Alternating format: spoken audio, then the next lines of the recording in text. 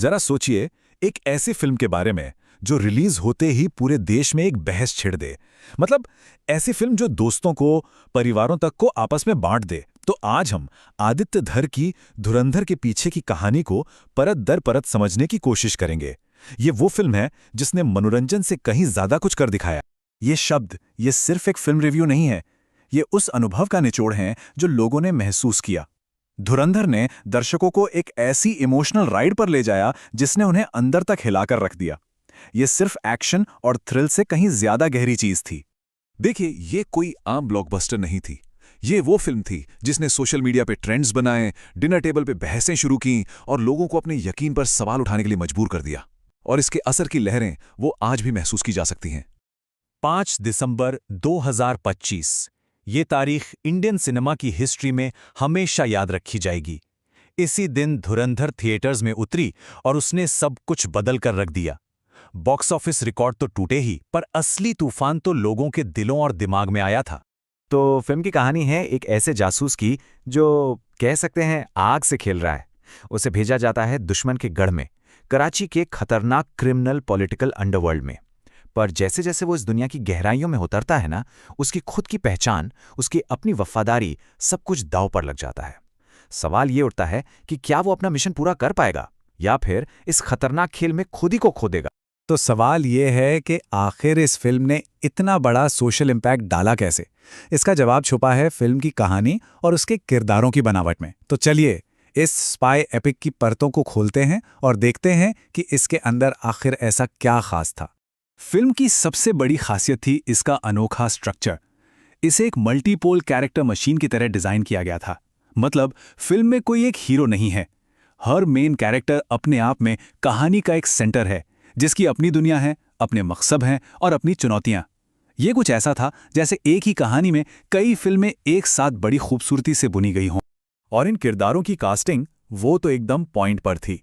रणवीर सिंह ने एक ऐसे अंडरकवर एजेंट का रोल किया जो अंदर से टूट रहा है लेकिन बाहर से एकदम शांत है। और उनके सामने थे अक्षय खन्ना, एक ऐसा गैंगस्टर जिसके चार्म के पीछे एक शातिर दिमाग छिपा है।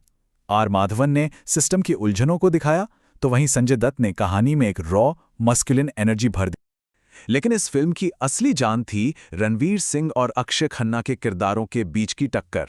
ये दो ऑपोजिट फोर्सेस का टकराव था, एक का कंट्रोल्ड गुस्सा और दूसरे की बेफिक्र क्रूरता। उनके बीच का यही टेंशन था जिसने ऑडियंस को 3.5 घंटे तक सीटों से चिपकाए रखा।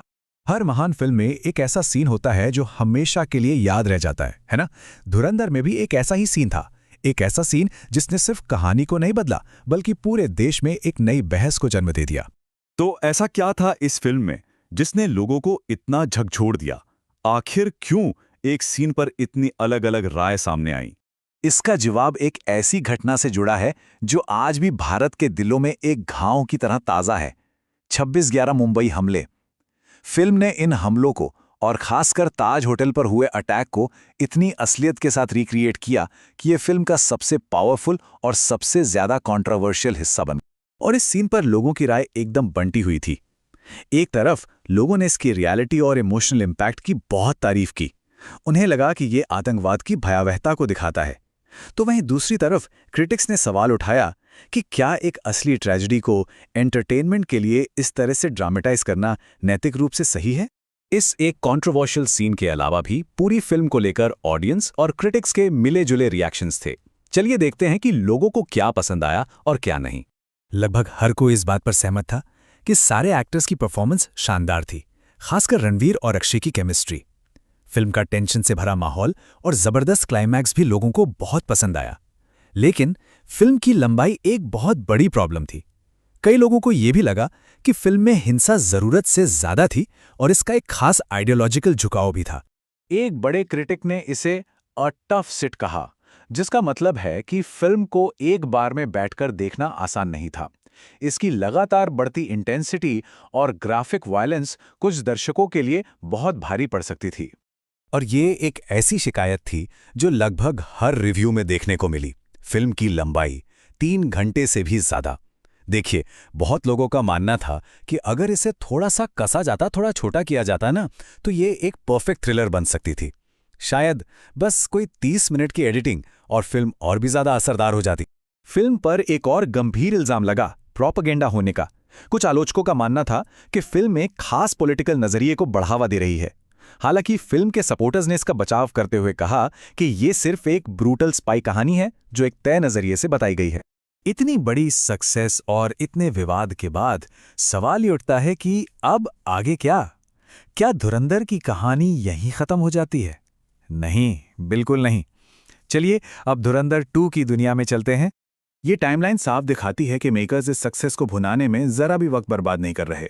पहली फिल्म की रिलीज के कुछ ही महीनों के अंदर मार्च 2026 में सीक्वल की घोषणा हो चुकी है। इससे ये साफ है कि धुरंधर अब सिर्फ एक फिल्म नहीं बल्कि एक बहुत बड़ी फ्रेंचाइजी बनने की राह पर है। और सीक्वल की स्ट्रैटेजी बहुत बड़ी है। ये सिर्फ एक और फिल्म नहीं बल्कि एक सिनेमैटिक इवेंट होगी। प्लान यह है कि पहली फिल्म के हर यादगार किरदार को और बड़ा और बेहतर बनाया जाए। लेकिन सबसे इंटरेस्टिंग बात यह है कि अक्षय खन्ना का किरदार शायद सिर्फ फ्लैशबैक में ही दिखेगा, जो कहानी में एक नया सस्पेंस जोड़ता है।